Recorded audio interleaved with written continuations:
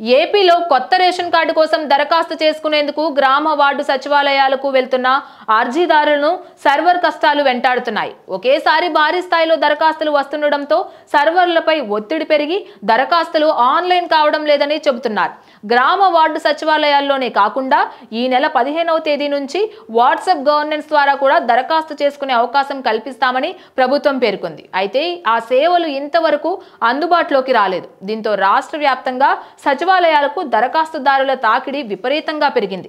సర్వర్లు పనిచేయకపోవడంతో దరఖాస్తులు ఆన్లైన్ కావడం లేదంటూ అక్కడి ఉద్యోగులు వెనక్కి పంపిస్తున్నారని దరఖాస్తుదారులు చెప్తున్నారు.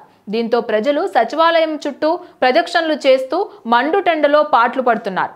రాష్ట్రంలోని అర్హులందరికీ కూడా కొత్త రేషన్ కార్డులు జారీతో పాటు ఇప్పటికే ఉన్న కార్డుల విభజన, సభ్యుల చేర్పులు, తొలగింపులు, చిరునామాల మార్పు, అనర్హుల కార్డుల సరెండర్, ఆధార్ సీడనింగ్ ఇవన్నీ కూడా సరిచేసుకోవడం తదితర 10 రకాల సేవల కోసం దరఖాస్తుల స్వీకరణకు ప్రభుత్వం ఈ నెల 7 నుంచి అనుమతి ఇచ్చిన సంగతి తెలిసిందే.